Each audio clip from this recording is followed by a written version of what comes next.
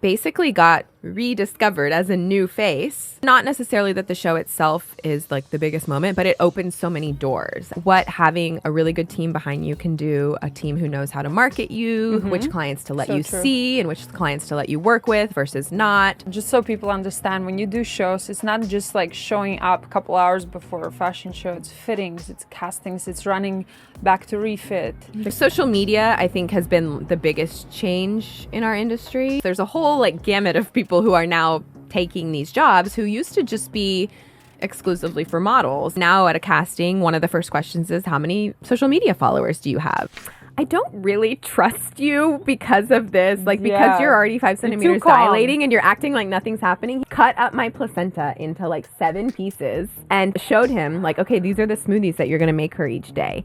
They were so good. Doing some research about it and seeing that actually animals eat their placentas after giving birth. Both kids, actually, I was able to donate breast milk, and quite a lot.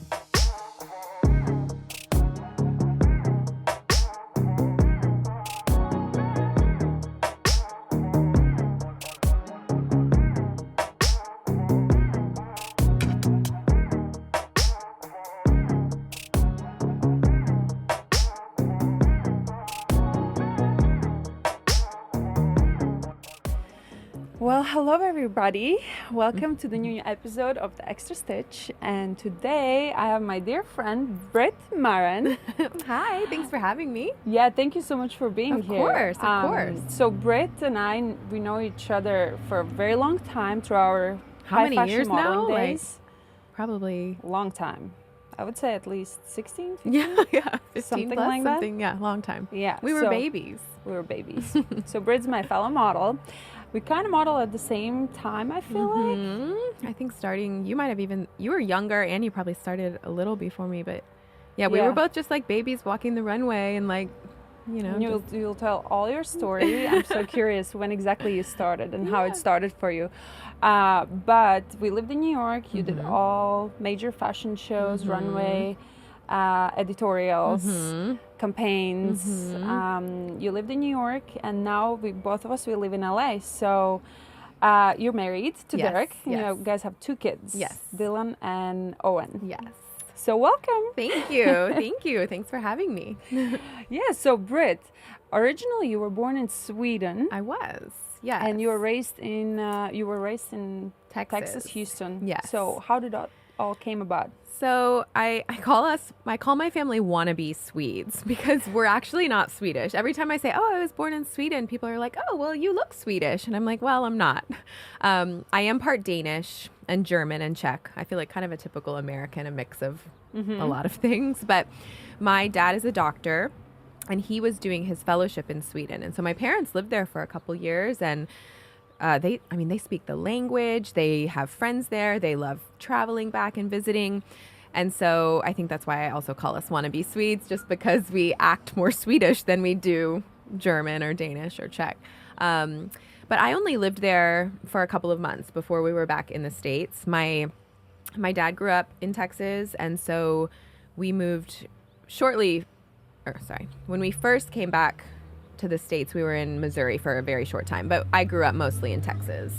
And so that's been my life. And I started modeling in Texas when I was still in middle school there, but at that time, it's just the like little local fun shoots, or I feel like I would do these little fashion shows for the ladies who lunch in Texas Did you have an agency there, or I they just did. contacted you directly? There's a few local agencies in Houston. In Texas, there's a market. I think in Dallas, the market's a bit bigger because I have friends who still work in Dallas as as their full-time job. And so in Houston too, there was enough work, especially considering I was in school. So I wasn't trying to do it full-time, and I was missing enough school as it was. Yeah. But I was always very responsible and studious, and I was at the top of my class. And I think my parents, had my grades started slipping, or had I started, losing track of the course, I'm sure my parents would have been like, I don't know if we're going to continue doing this. You can't just miss school. But because I was, staying on top of my studies and whatnot, I think they were fine with me missing school on occasion for shoots or fashion shows or whatever. And then I started going to New York I guess, in the months, kind of like the summer vacation months from school. So it was only a few weeks at a time. And the first time I traveled, my mom came with me, which I feel like was very lucky because I feel like, you know, you hear stories of these young girls traveling for the first time, coming to New York from farther than I was coming, from overseas.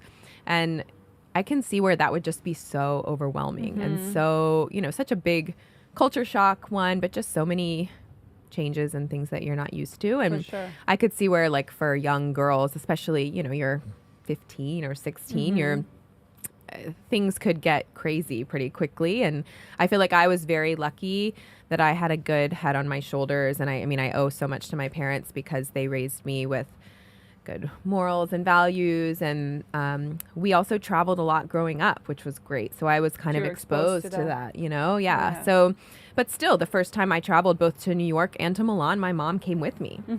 How old were you when? I was probably 14 or 15 when I first came to New York. How did you get signed up with agency My mother agency in Texas, they placed me with an agency in New York.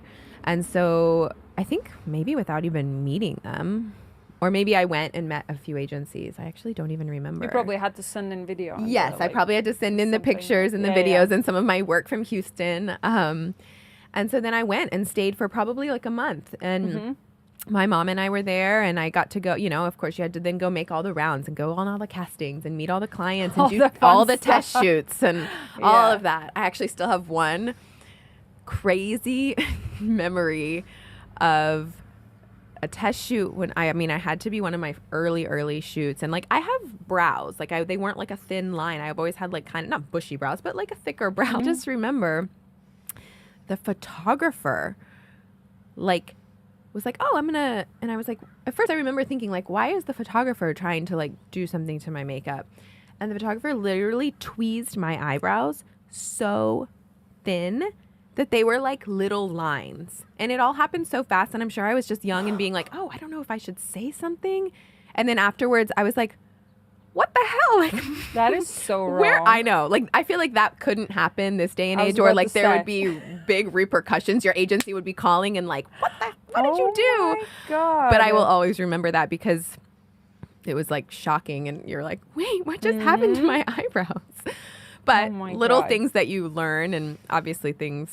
I remember around that time when this was actually for kind of major campaign, but still they wanted to cut my bangs, and New York office was still closed because it was in Europe. And I was like, guys, like I can't just cut my bangs. Yeah. It's my livelihood. It's my work. I have to check with my agent. Yeah. But it was still early in New York, and they thought I'm just being diva, and I'm like, no, guys, this is my life. Yeah.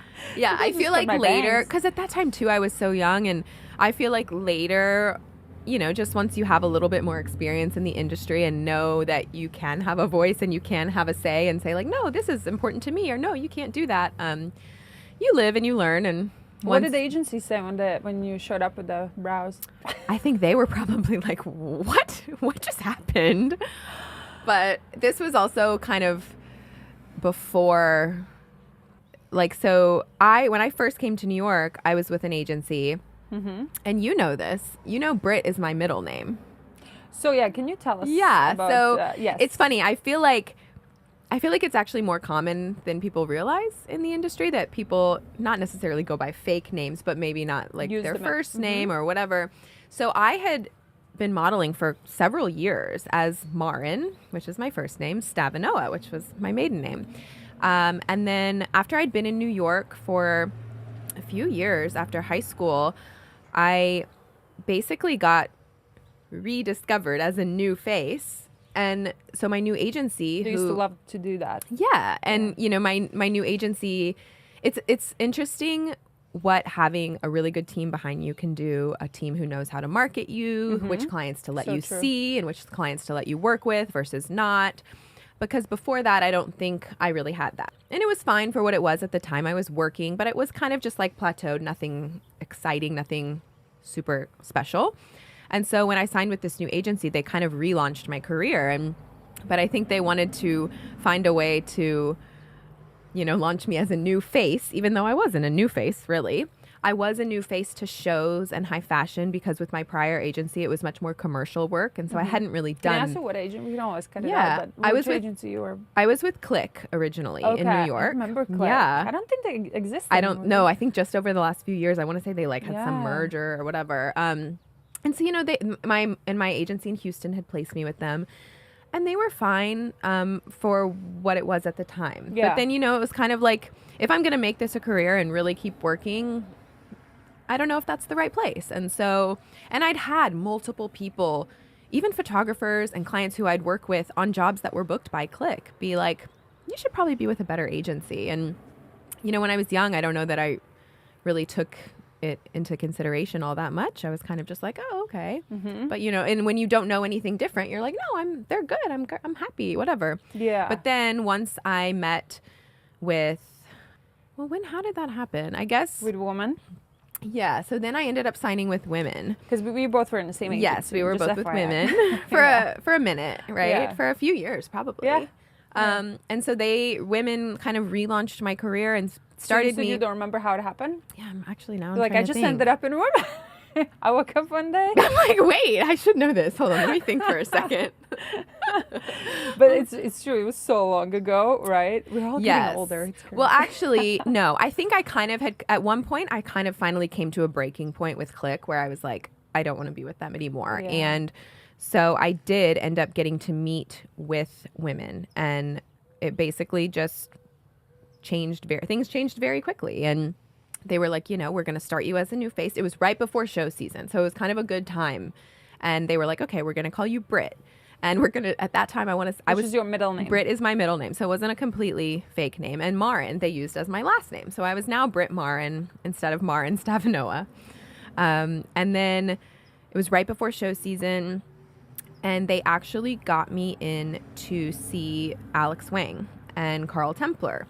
And I got to do looks for Alex's show. And I was basically, I think I remember doing looks that whole week leading up to his show. And then they were like, you know, you're going to walk the show, blah, blah, blah. It's going to be so great. And I kind of, you know, it was still when they did all these exclusives. And I had an exclusive with Alexander Wang, and it was so exciting. And yeah. And they even, I think Vogue ended up even kind of filming this really cool, like, behind the scenes video of, like, the week leading up to it. They gave me, like, a little flip camera to, like, I saw it last night. Film myself. And it was like, it was such, you know, because I think it was such a different type or different side of the industry than I had been used to. And so I was like, wow, this is so crazy. And then I remember the night or the morning of the show, maybe it was while I was there, I found out that I was opening the show, and I was like, oh my God, this is crazy. And but even in the days leading up, you know, so Guido was doing the hair, and I remember them coming up, and you probably saw this in the video where Guido tells me, like, oh, we're going to give you an undercut. And I was like, what's that? Like, what? And he's like, yeah, we're just going to, like, shave the back of your hair. And I was like, huh? Like shaving my hair? Excuse me? Yeah, because in my mind, I'm like, I don't have that much hair. How old were you then? So that was the other thing. When women restarted me, I was really 22. And they took 2 years off my age. They were like, we're going to call you Britt. We're going to say you're 20. And I was like, great. And it's funny because, you know, I can, like, look back and laugh on it now, but it made all the difference. It was great. And they knew what they were doing. They had, like, a strategic game plan because, yeah, at that time, they probably, as it sad as it is to say, or as silly as it is to say, like, clients didn't necessarily want a 22-year-old new face. They're like, we want someone 16. So I just remember Guido telling me he was going to shave my head. And I was like, what? Yeah. And then, so they did it, and it was really cool. And at that time, I still had kind of like my natural blonde hair, and it was just the undercut. But then I also remember they bleached the brows for the show, which was like, you know, I'm sure you had your brows bleached 50,000 times. Left and right, all the time. But it's crazy how much not having brows changes your look. Yeah. And that was like, I remember, I think, coming home to Derek that first time, and he was like, who are you? Back then as well, it was this like alien lookish. They were into that. Yeah, they were into that. Yeah. And so it was like such a cool experience. I got to open that show. And then, of course, that show season, you know, it led to a ton of other great shows that I got to walk in all the cities. I mean, opening Vang, that's like pretty major step in your career. Do you think that was like the big stepping stone for you, where you realize you're like, okay, I'm like making something out of it? Yeah, I think that was like, just because, not necessarily that the show itself is like the biggest moment, but it opened so many doors. And then because I had worked with Carl Templer on that show, then I got to work with him on a lot of other shows. And then I remember that season I got to do like so many great editorials and shooting with all these really great photographers like Patrick DeMarchelier and Craig McDean. And I mean, it was, it's just a side of the industry that I'd never experienced. And even though at that point I really had been in the industry a while, it was not at this level. It was like a totally different level all of a sudden. And like even later that season, I had another exclusive with Balenciaga. And that was when they like bleached my hair and cut it super short. I had like this platinum pixie cut, which I remember it was crazy because I feel like I'd always kind of wanted to do something drastic. Made you stand out. Yeah, I remember exactly. You so well from those times. It was a cool look. I don't think it was ever something I would have done on my own, And Would so you when do an experiment like that now? No, not that experimental. I had an option come through recently, or a request, and they were like, "Oh, this client wants to do this to your hair," and I like saw the picture, and I was like, "Oh God, no!" Like that's. Like, no, I don't know that that's like on vibe with what I'm really shooting these days, because now I'm a mom. I'm still. I love to do like a fun, more editorial shoot every so often, but that's probably not what I'm shooting all the time and as often. And so, especially our days, what confuses me, because sometimes agency would ask me too, we may as well had the same option. But I remember when they asked me about this like haircut, I'm like, it's not really worth, like, why can't you just put a wig on me? Like, if you really, it's just editorial. Yeah. Like, and you can do whatever you want with and the to wig. think about after that, then I'm like, okay, if I have this funky, it was like a shaggy kind of mullet. Like it was, like, it's not it was happening. very specific. I was like, but I can, and then when I think about the clients who I do work for regularly now, I'm like, would they be into that? I don't know. But did they want to keep it still blonde, or like? It was blonde, but then it was a little more platinum. Yeah. Again. I wonder if it was the same job. Maybe. So funny. Yeah. So, I mean, that just, it totally launched my career, and I got to experience the industry on like a completely different level, and I got to build my book and shoot. So I think it was really agency that had the plan in place for you. Right. It's so important. Yes. And while you were with Click, before Woman, I was with small agency as well myself in New York. And in a sense, I appreciated that time because you learn so much. For sure. You do so many test shoots. You do so many like smaller jobs. But you build that experience. And so you just grow up a little bit. Yeah. Yeah. And when you came to Woman, I'm sure you already had that. You already had that with you, that experience. Right. So like when you come to bigger agency, it's almost like you have more to offer. Yeah, too, for sure. And I think just being able to be, I was slightly older, so I had like a personality, and I could carry on a conversation. And I feel like even today, when photographers or clients want to work with someone young, then they end up, the like reservations they have are like, they're so young, and it's so evident, especially when they're on set, that they don't even have just like general life experience or self-awareness or self-confidence. And so I think those years for sure, like you said, kind of helped me gain a lot of that, and maybe helped me to succeed once I was with women. Yeah.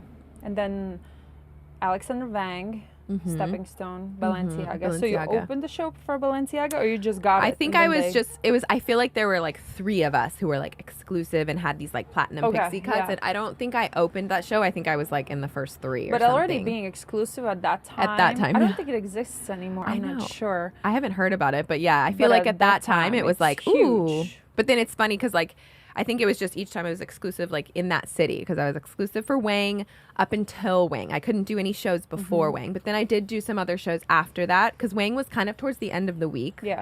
But so I still could do like Marc Jacobs, because it was always last, you know, and like a few others.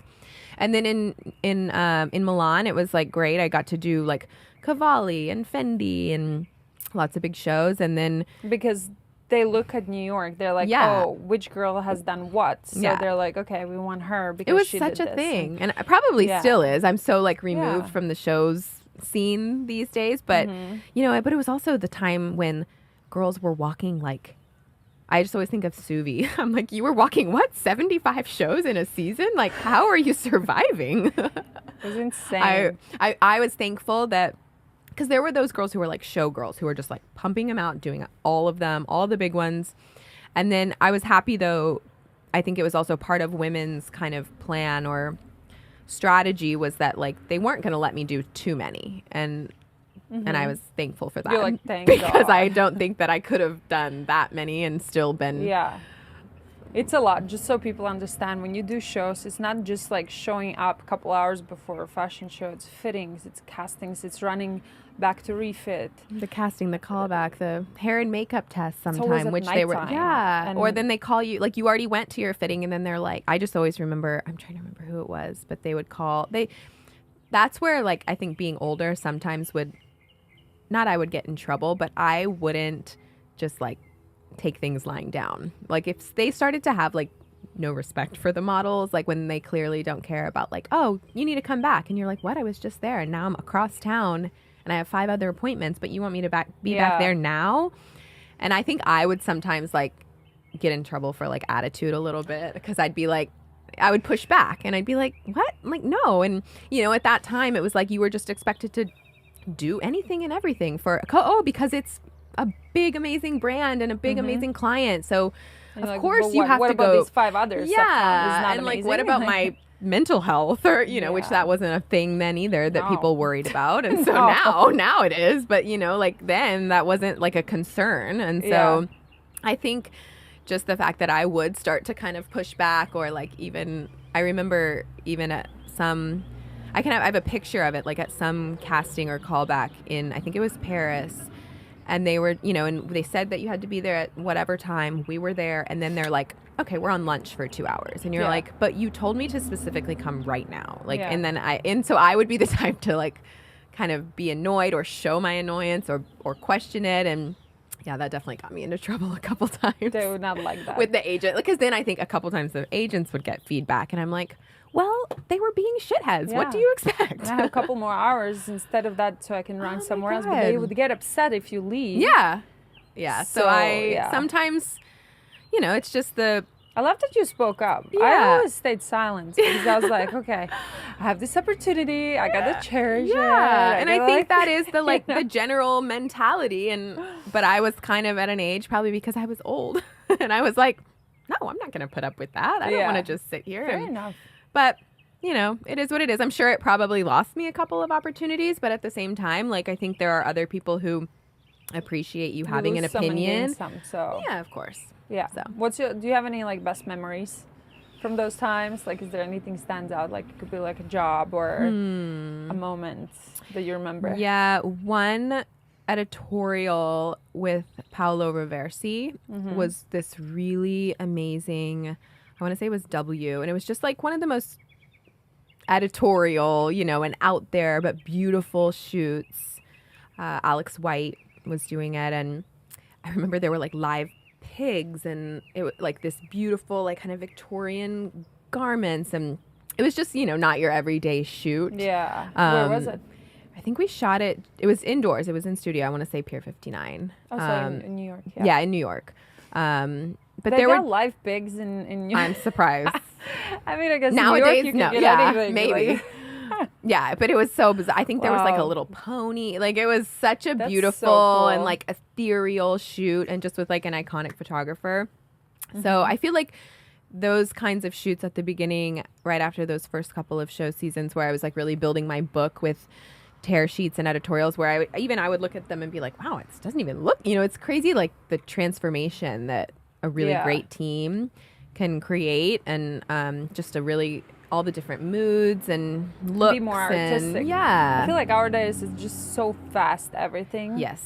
Very, how'd say, disposable, I guess. Like we're just like every day something new. But I feel like when we started, it was so much art, so much, like every shoot was very well thought and like put into. Sometimes you would shoot one editorial for 2-3 days, and that's, I think that also comes with the time, because you know now budgets have been cut, people don't have the money to spend on things like that, COVID, this, that, like everything. I feel like so much has changed in the last 5 years, but I feel like people don't have the money to spend on that kind of stuff anymore. And so it is what it is. So I feel like that's kind of also where we're lucky that we did get to experience that a bit before the industry changed. Because also we started, you know, before social media. was a thing. I know, with our little Motorola phones. I remember not being in town where you don't have iPhone to look in a map where to go. Oh my God, you had the paper map. You have a paper map, and then sometimes the agency even can't reach you because there's no zone, or like whatever. There's always something with those phones. But I do remember, like, that gave me a flashback to whenever you would get, your call sheet the night before, and you had like 15 castings for shows, and I was the type to like go through my map and like map it out and see where I was going to go first, and this direction to this one, then this one, and like have it all written down. Whereas now that's just like, you just pop that in your iPhone and you're good. And you're like good to go. Exactly. Seems so easy now, right? Yeah, it's easy. But then I think obviously with social media, there are a lot of pitfalls. And I feel like that's where, I mean, the industry has just changed so much. So I wanted to ask you, what's your intake? How does the industry has changed? Maybe some of the points that you notice over time, and of course things changing, right? We're getting older, right? Of course, it's inevitable. But I think social media, I think, has been the biggest change in our industry because you have people,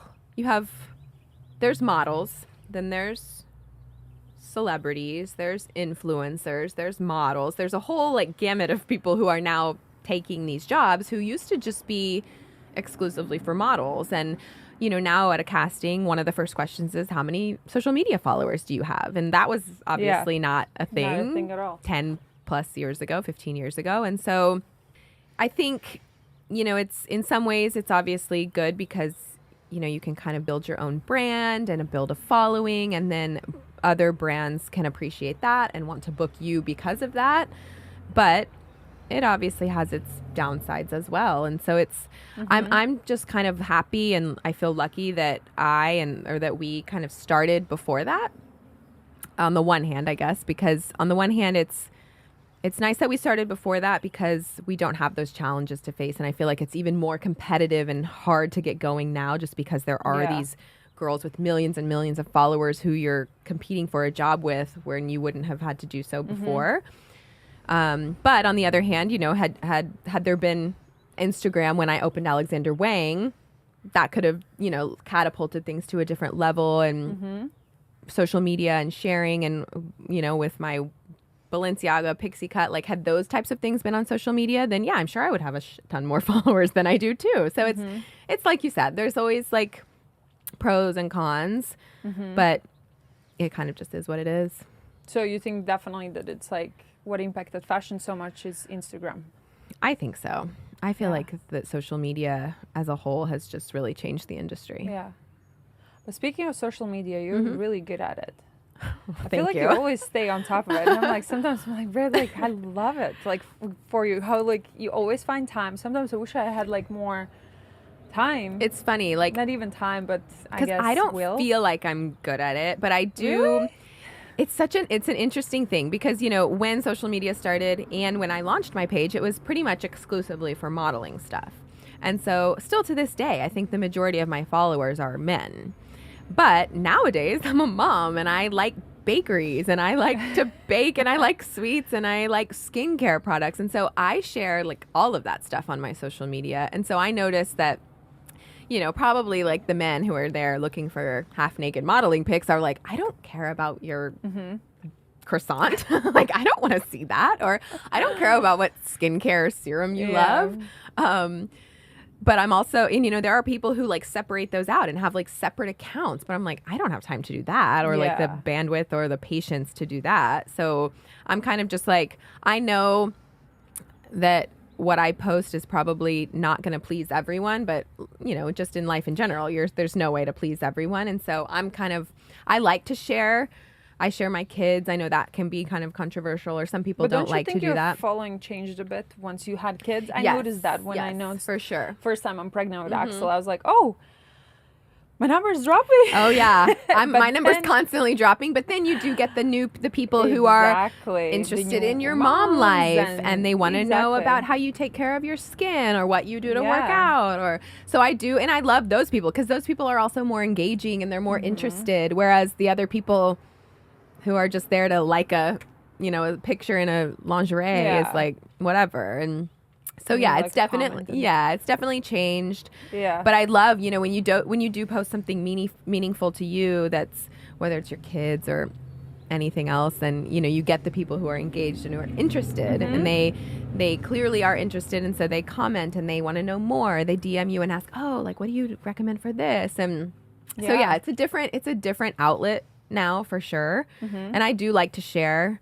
Even my husband, he gave up social media, or gave up Instagram, I should say, early on in COVID. And so sometimes he is like, why are you posting them so much? Or what are you doing? And I'm like, well, it is part of the industry these days. You know, you kind of have to be more than a model sometimes. And people, at the end of the day, sometimes I feel like we think like, oh, what are we doing? But actually people care about this stuff. Yeah.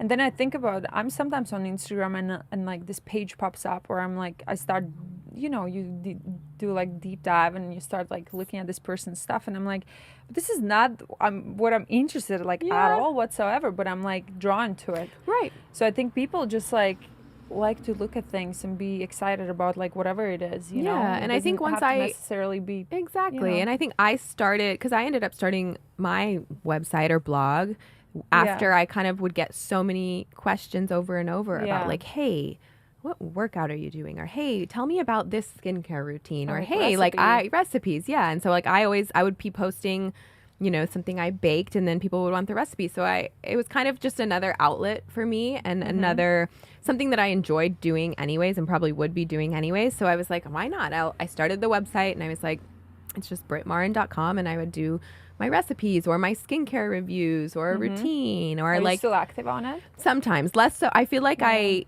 now post more of it on Instagram, whereas in the past I would kind of do like the blog post and then try to like drive the traffic to the blog post. But I feel like these days more and more people just want it. They want it like quick and immediate, right in front of you, and on Instagram. So what about TikTok? I never got into TikTok. Me neither. I never even downloaded it. That's... I just like, and I remember, so I feel like I got suggested, whether it was by an agency or they're like, you should get on TikTok. And I'm like, no. Yeah. No. It gives me a headache. Oh I know, God. like, I wish I could be more active, and I probably should, but it literally gives me a headache. It's so much happening there. Very time consuming, you know, like even, because now, as opposed to just doing like the product or skincare reviews, it has allowed me to like create partnerships or collaborations with brands, which has been great. And so now I'll just kind of work directly with the brands. And, you know, just recently I was doing something with Drunk Elephant Skincare, which is like, I've always loved them. And so to get to partner and create content with them, that was amazing. And I love doing stuff like that. But, you know, like doing it for the website was kind of how I started. And then it was just something fun for me. But when TikTok is just a whole nother beast. Okay, so Britt, and based on your posts too, like you're a big foodie. Yes. You like food, but how do you stay in shape? Like, how does it go hand to hand with you? Like, I mean, so my husband's a chef, so food is always a big part of our lives. I mean, but even when we travel, you know, like I want to go somewhere and like try what they're known for. I want to be like open to anything. I mean, thankfully I don't have any allergies or restrictions. And I think, you know, a lot of it, I'm sure, is just genes. Both my parents are tall and thin, and so I feel like I've always been naturally skinny. But I like to stay healthy. I like to be healthy. I like to feel good. And so, I mean, pre-kids, I used to work out a lot. Pre-kids, I was like doing bar 5 days a week. And with kids, I'm sure you know that changes. Like, you don't have time for that.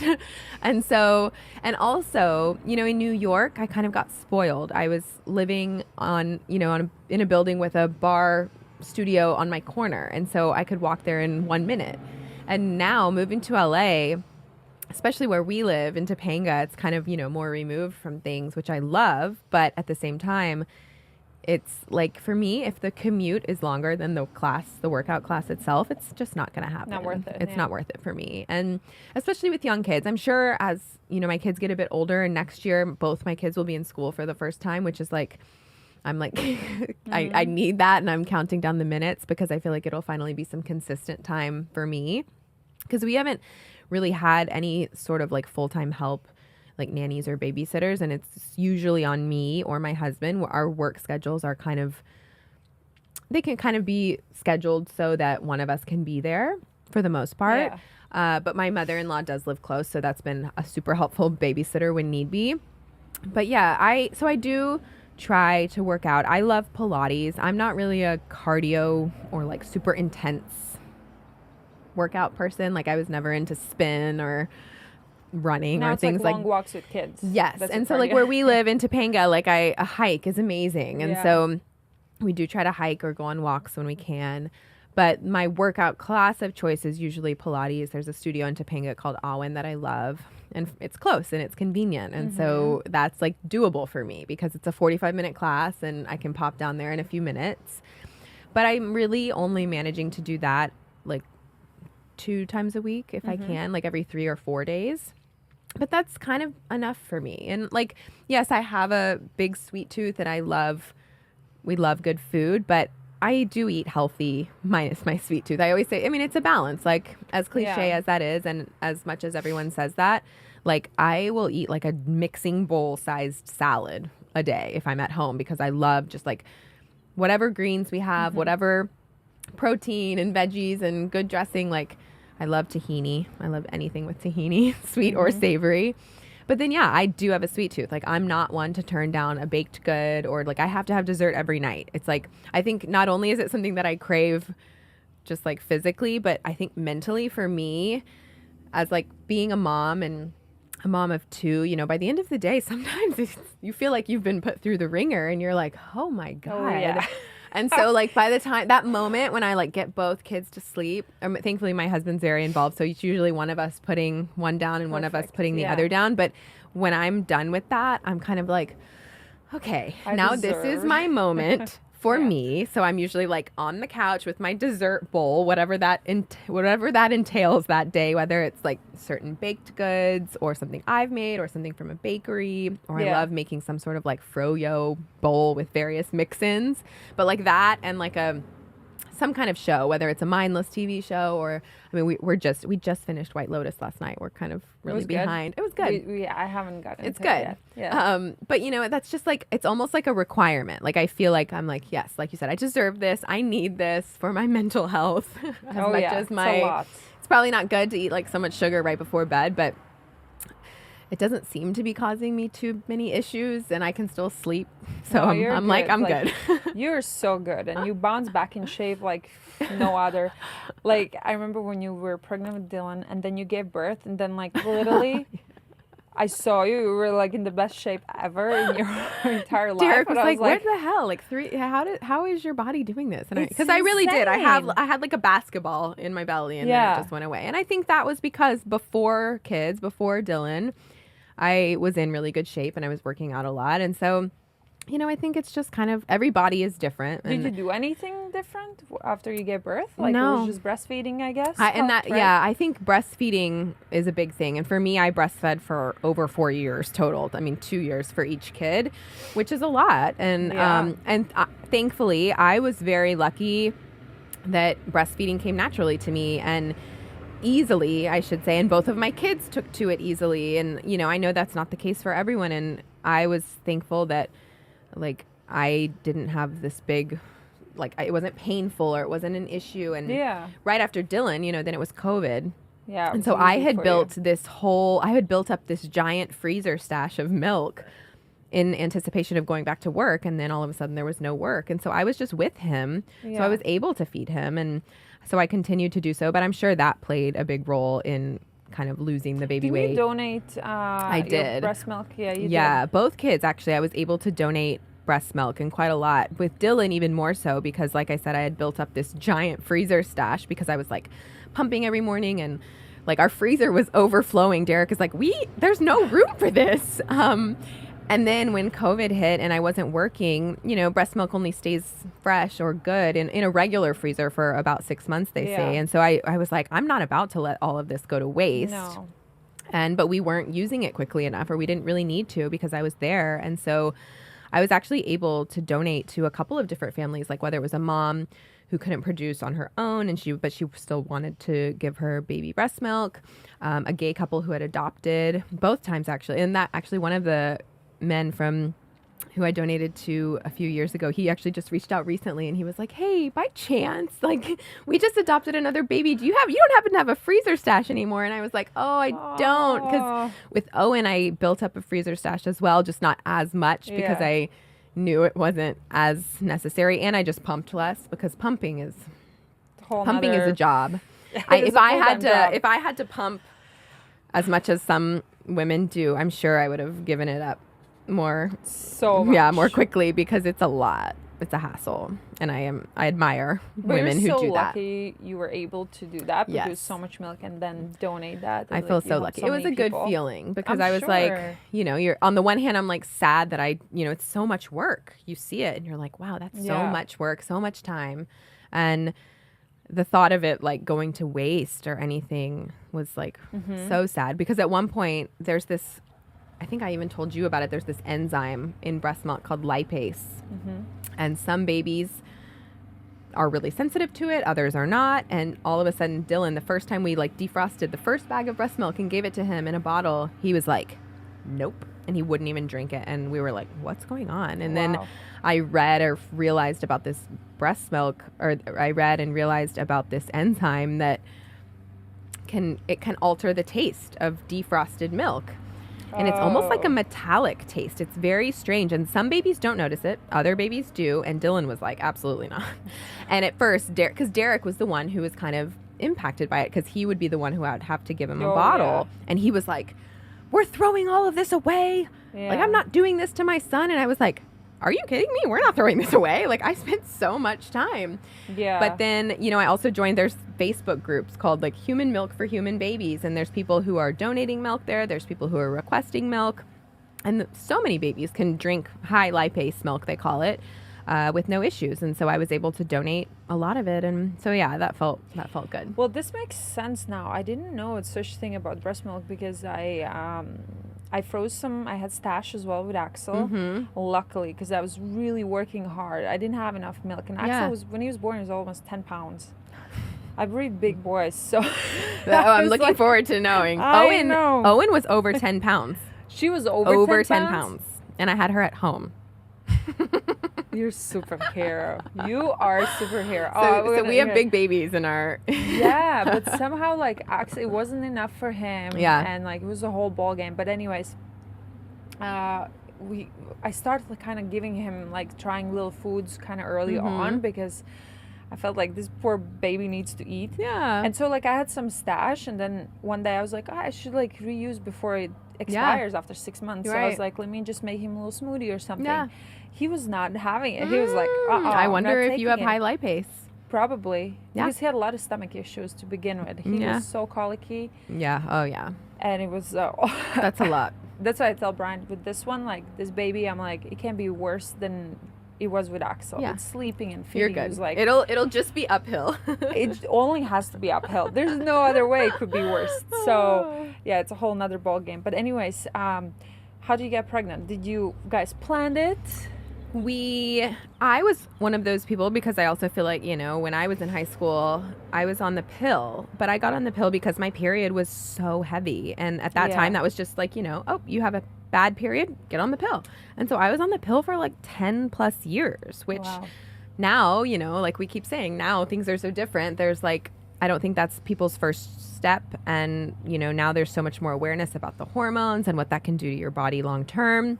And so I at least had the kind of forethought or the wherewithal to be like, I know some people get off the pill and then have, get their period back, no problem, get pregnant, no problem. But I also know people who have gotten off the pill and then didn't get their period for so long and had a lot of struggles. And so I ended up making the choice to get off the pill well before we wanted to get pregnant, just because I was like, I kind of have a feeling that I'm going to be the type to not get my period back right away.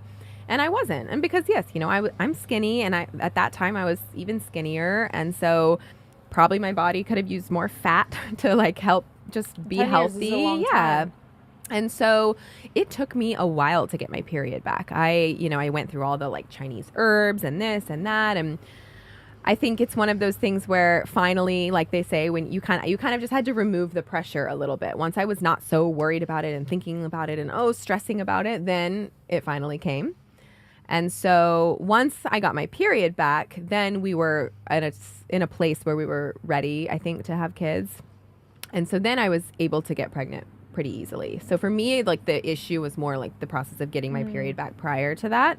And then it was more just about like tracking the ovulation. And like I still have the little, like, I think I taped all the ovulation strips to a paper to like see when I'm ovulating and all of that. And then I didn't, when some people get their period back when they're breastfeeding, but I didn't. And so I breastfed Dylan for a little over 2 years. And then soon after that, we were kind of ready to have kids again. And it took a few months once I stopped breastfeeding, I got my period back. And then I was able to get pregnant again relatively easily just by, like monitoring your cycle and all of that. So I feel very, very lucky because I know that's not the case for a lot of people. So you think basically what it was the first time when you got pregnant with your firstborn, Dylan, it was did your body just needed to cleanse? I think so. I mean, I can only imagine what. Do you think Chinese medicine helped, or what was the? I think probably all of the things. I think, like being on the pill for 10 years, like the amount of hormones, and then I'm sure that just becomes second nature. Your body just thinks that that's what's normal, and then all of a sudden when you stop taking it, your body's like, oh wait, like that wasn't what's normal. And so I'm sure that takes a while to kind of regulate and get back to what true normal is. And then I was getting acupuncture, and my acupuncturist in New York was the one who had prescribed me these, these custom blends of Chinese herbs. And I remember them, they were so foul tasting, but I was like, committed. So I'm sure those helped too, because they're just very like nourishing to your body and helping regulate hormones and everything. And probably, I think I was trying to increase my like animal proteins and animal fats. Because I was never a vegan or vegetarian, but I think my husband would say I would have like leaned that way, like just naturally gravitated towards more vegetables. And still to this day, I love veggies. Yeah. But now I eat more like animal fat and animal protein. And I think that helped as well. I think probably just like gaining a little bit of weight was helpful. And so I think all of those things. And then in the end, trying to just kind of like take a step back and not stress about it, because that can really mess with your body as well when you're just overthinking. Totally. And I'm always one in all facets of life to overanalyze and overthink and worry when it's really not necessary, which I still am trying to work on to this day. Aren't we all? Yeah. So yeah, I think that it all played a part. And I think, I just feel so lucky that I was able to have my 2 little babies. And we were both my husband and I were kind of always interested in or hoping to have 2. And so we got that, and you got now we're one good. Each, so like perfect. Yeah. Did you do 3rd one or no? No, you're like, shop's closed. Shop's closed. We were both like, no, we're good. Yeah. Okay, well, because this is Extra Stitch podcast, I always ask my guests, my moms, how was the birth? So I know with Dylan, you gave birth in a hospital. Yes. And with Owen, your birth experience was completely different. Yes. So well, overall, I had 2 great births. I'm very lucky. Both my pregnancy, that's the thing, like I would be pregnant again. Like I loved being pregnant, but I just having another kid. I don't know if I'm like, ask me again at like if I was 36, 38 weeks. I don't know. But I had very smooth and pleasant pregnancies. And you looked amazing. Thank you. Yeah. And then also smooth, all things considered, births. And so my son, Dylan, he was born in a hospital. We had recently moved to LA, and so we lived on the east side, not where we live now. And so I gave birth at a hospital downtown. And you can have a birth plan. And I was flexible. Like I had a birth plan that I wanted things to be as naturally as possible, as unmedicated as possible, and less interventions if possible. But at the end of the day, I was like, whatever route we have to take to get a healthy mom and healthy baby, I'm fine with that. Like I wasn't going to be so stubborn that I was like, no. And thankfully, we were able to do that. And Dylan was 4 days late. I remember we went in that morning to get checked. And my doctor was like, before I check you, do you want to like guess how dilated you are, if at all? And I was like, Derek and I are like, I don't know. What a random question. Yeah, he's like, for a first time mom, even if you're like half a centimeter at this point, that would be great. Yeah. And Derek and I were like, okay, yeah, maybe half, maybe 1, because at that point I was 4 days past my due date.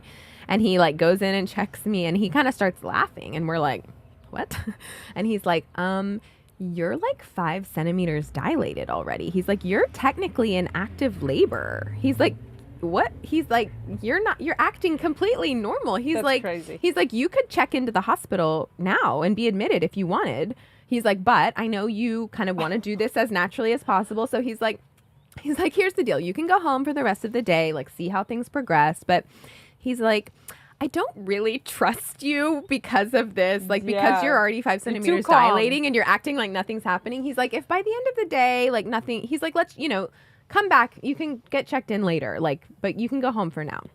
And so I kind of monitored it the rest of the day. And when I look, those contraction app timers, and I was like timing them. When I look back on those now, I'm like, yeah, I was in labor. What was I thinking? That's but I think in my crazy. mind, I was like, oh, these aren't consistent enough. These aren't, because they would be maybe a minute, but then there would be like a big break. And so I was like, oh no, I'm not in labor. Well, like 5 centimeters already. That's insane. And then finally at like that evening, I called him or I think I asked Derek, like, do you think? He's like, don't put this on me. He's like, let's just go. So we went to the hospital.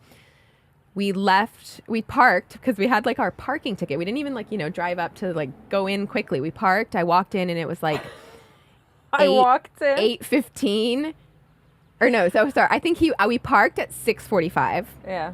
We go in and they checked me and I was 8 centimeters dilated and he was born 2 hours later. So unmedicated. So yeah, I think at that point, even if I wanted something, I wouldn't have been able to get it. Did you even blink when he was born?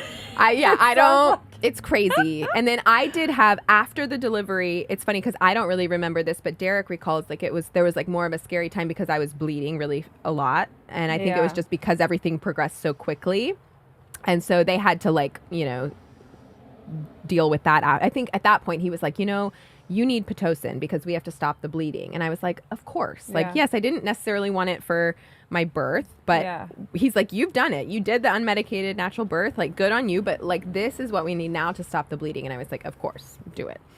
But so yeah, great overall experience. And I think because I have this really... It's probably the best story I ever heard. It's crazy. I'm like...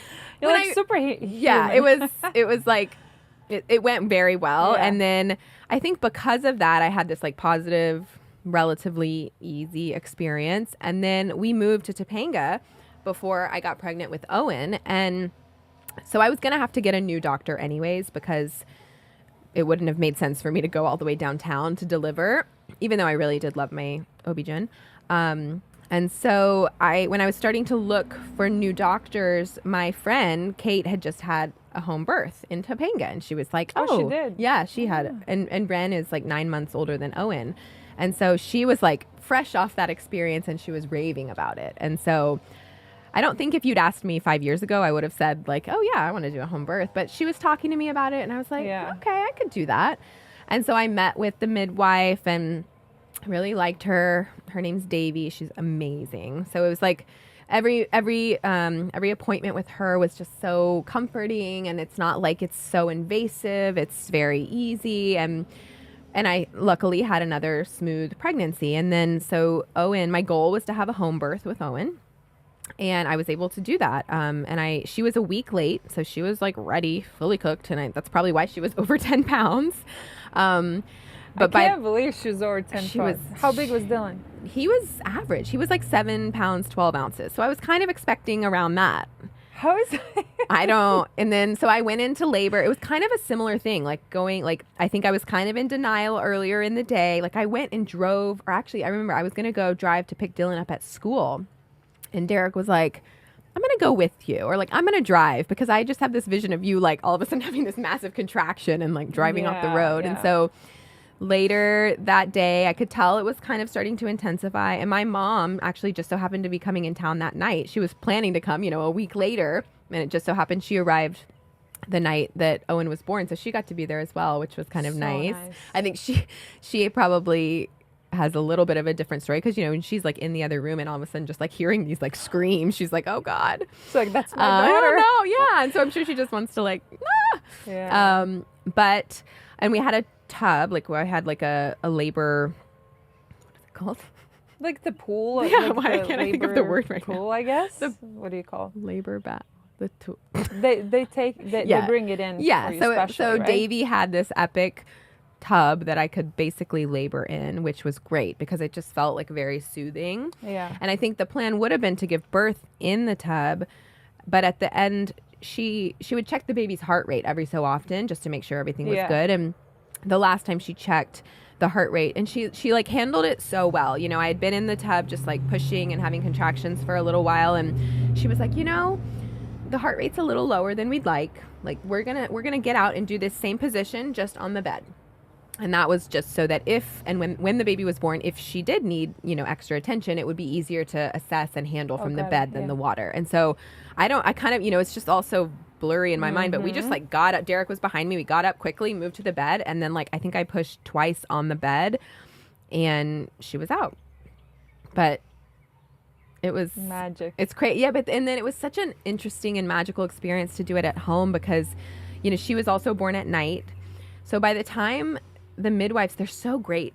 Davy and her assistant, they, you know, they clean up everything so quietly while you're just like having this moment with your baby. And then you're already at home in bed. And I also drank, I'm like, I miss them. I want them again. I drank my placenta. Derek made placenta. Your face. Like also, yes, not raw, in a smoothie. So Davy took Derek to the kitchen and like cut up my placenta into like 7 pieces. And showed him, like, okay, these are the smoothies that you're going to make her each day. They were so good. I'm sure it's because there was, like, a ton of, like, dates and peanut butter and blueberries and spinach in them. All the toppings. And then this big chunk of placenta. But they like were... grinded? Like but, like, you know, in a blended. In a Vitamix, it's all blended up. You don't taste any, like, chunks or anything. I didn't taste... Did Derek try to?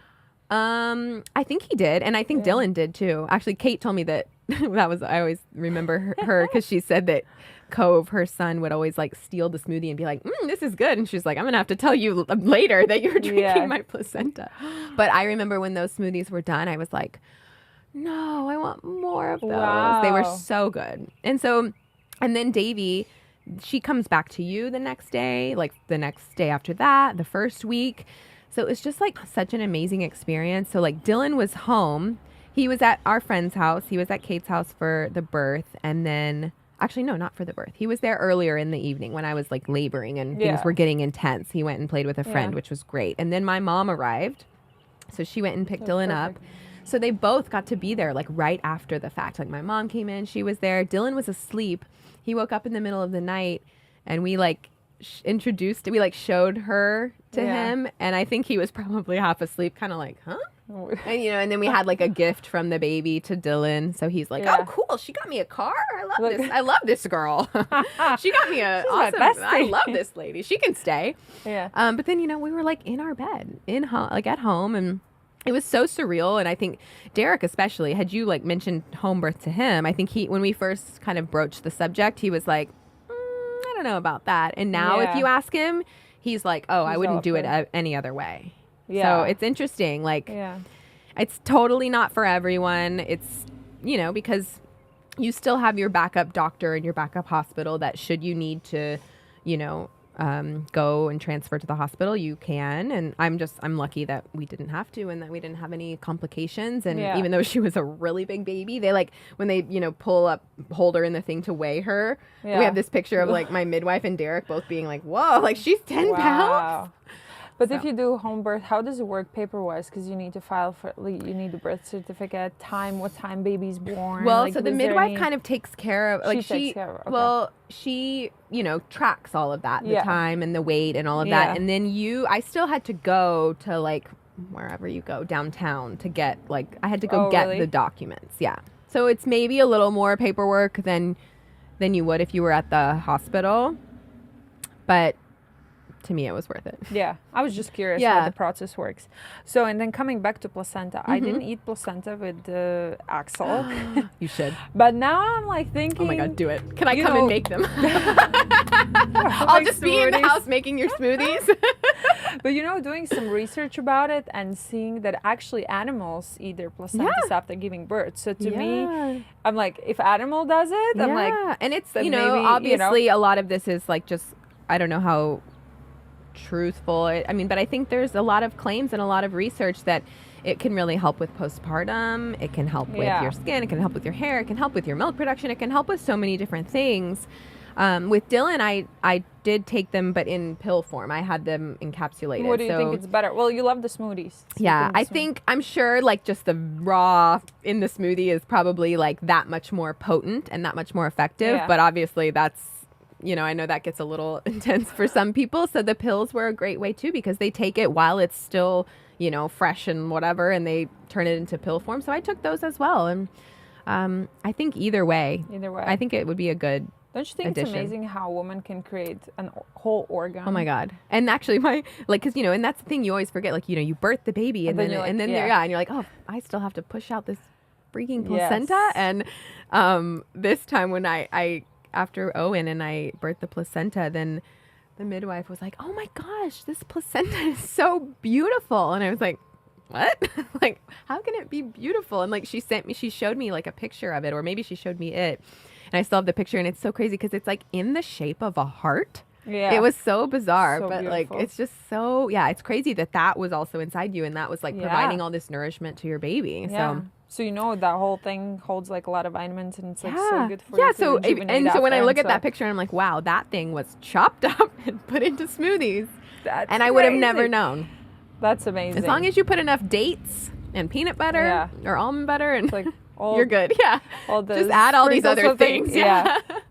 Okay, Britt, I won't hold you longer. Last bit of our interview, I have like few questions, quick questions. Okay. I guess we like just rapid fire. Like rapid fire. It could be as long as you want. Okay. Britt, are you city or country girly? City with a side of country. I always sometimes I miss New York, but I always say like if we would have stayed in New York, we would have had to have a place like upstate or out east. So I feel like I'd need a balance of both. 50-50. Yeah. What was it harder to go from 0 to 1 kiddo, or from 1 to 2? I think 0 to 1 in the just like learning what you're doing kind of state, just because, you've never done it before when you go from 0 to 1. But 1 to 2 in just that, like, you just have your hands that much more full and there's less of you to go around. You start to be outnumbered. So kind of depends, I guess. Does it get easier now that Owen's a little older though? No. Oh my God. I think there were easier times when the baby is tiny. Like when the baby's an infant, they sleep, they poop, they eat. They're just like little blobs. But Owen is in a challenging stage right now. She's 2.5, so she's like getting more vocal. They play together really well right now, which is great. But then they also fight very well because she's like finding her voice, but she still can't fully communicate and doesn't really understand sharing all that well. So I feel like it goes in waves. When they're little, I think you'll be good for a while. And then when when baby 2 gets a little bit bigger and older, then you'll go through it. But then it's life, right? Yeah, it's life. You just make it work. Deal with it. Yeah. You're preparing me well, Britt. You just have an extra big sweets bowl that night if it's a rough day. Yeah, exactly.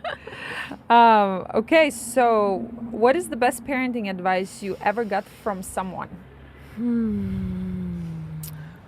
I think one of the best pieces of advice, and I kind of apply this both to parenting, to work, to anything, is a quote that goes, comparison is the thief of joy.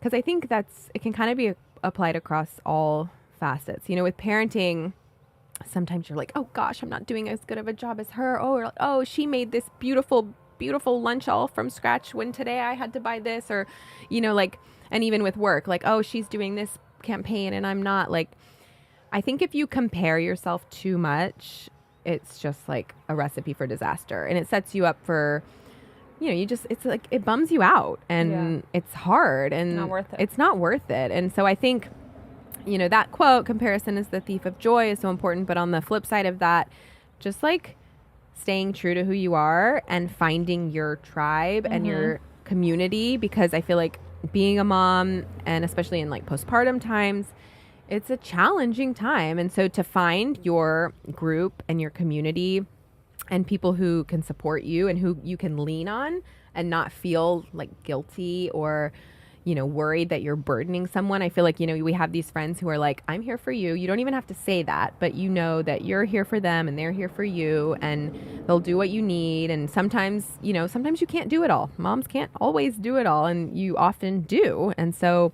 to just try to like find your people and people who, you know, you love and who love you, I feel like makes all the difference. Yeah.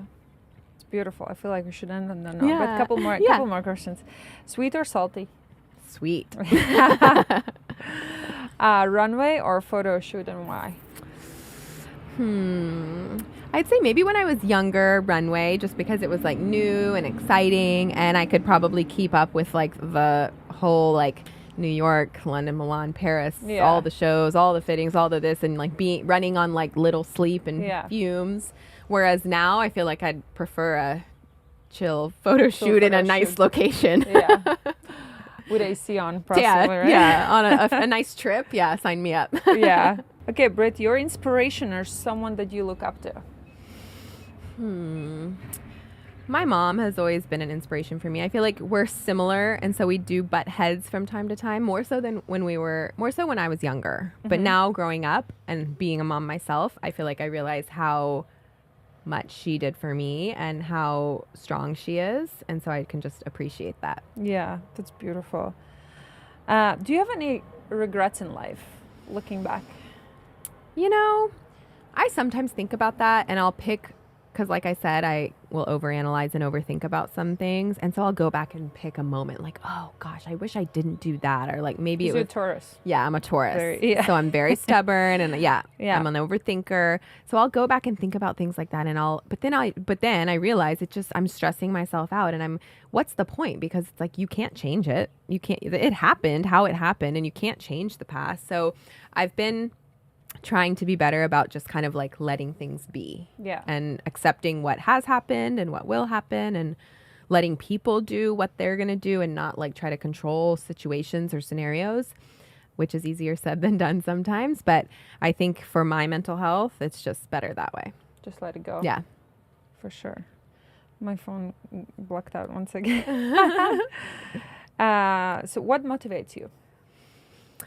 My kids these days, for sure. I feel like, you know, just you want to be around for them. You want to be healthy for them. You want to show them what life is all about. You want to set a good example for them.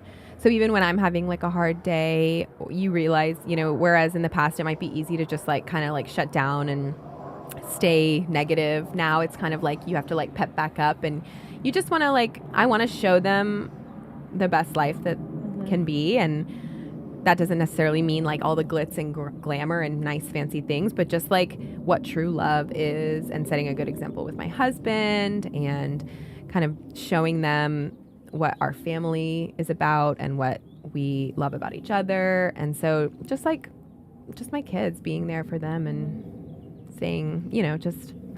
They're such good kids too. Yeah. One thing that people would be surprised to learn about you. Well, I would have said that I was born in Sweden, but we already discussed that. Yeah. I played the violin for 12 years, and I still have the violin, and so I can get it out every so often and play. And take it out for Christmas. I should. We actually just looked at it cool. the other day. It's like funny because I grew up when I was young, and then by the time I was in high school, you know, I was in that phase where I'm like, I don't want to play, I don't want to practice, I don't want to do this. But my mom made me play she kept at it. She was like, you should keep at it. You'll be thankful that you did someday. And of course, at the time, I was like, no, I won't. But now I'm very thankful that I have that. And did you ever play for your kids? Yeah, I've done it a couple of times, and I want Dylan to like get in, not necessarily violin, but he's started the piano a little bit because we've like started, you know, wheeling and dealing with him. Like, okay, if you want to watch the iPad, you gotta like play. Derek taught him some scales because Derek's been teaching himself piano as well. Oh, so and cute. so we're like, yeah, like I think a musical instrument is just such a cool thing to be able to play. Totally. What is your perfect date night? Well, if we're in the city, if we're like just at home and then we're gonna go on a date night, I feel like for us, food for sure. Like it's like I have to have like an amazing restaurant. We just had a really good date night. We went to River for Derek's birthday, which was so good. Have you been? No. Where is it? It's in Venice. It's just RVR. Really? But it's the Is it chef. in Abikin? Yeah, it's the chef from Jelena, Travis. He left a long time ago, and he opened Mountain, just MTN. Okay. And then that closed. But River opened, I want to say at the beginning of the year, maybe at the end, Someone maybe in the else told fall. me about It's it. so I think good. Lana told me about And it. I just went again for brunch, and both are amazing. So yeah, perfect date night for us would be food for It's a good sure, restaurant. and maybe a good concert. Or I mean, for me, if it's perfect, we're not in the city. Like we're on a trip somewhere, like maybe at the beach. And so after the meal, we go on like a beautiful beach walk or a swim, and just like have no responsibilities. Yeah. I Or sounds things to worry about when you get home. That would be the true date night. You can sleep in Yeah. as long as you want Yeah. the next day.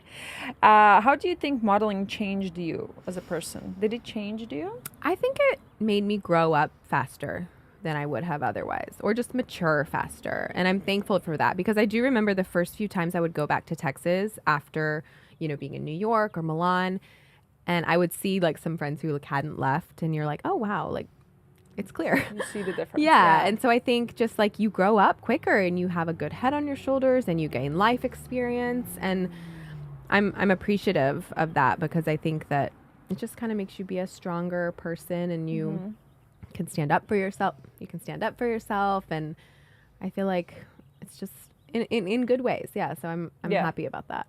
And how do you think kids change you? Kids make you, it's weird. I feel like they make you harder and softer at the same time. Like, I feel like I'm like I can be such a little emotional mess because of them, and they can like bring me to my knees, but then they can also really stress you out and like make you feel like upset and angry. So it's like they pull you kind of from both ends. And then so I feel like in doing that, it kind of forces you to find balance in your life. So good. Well, Britt, thank you so much for Of today. course. I Thank think you for this came out having so me. good. Oh, good. Thank I you can't so wait to much for listen. being part of this. Thank you. Can't wait to meet baby number 2. Oh, I know. Soon, 6 weeks. Yay! Yay. Aw. Thank you, Britt. Of course. We're like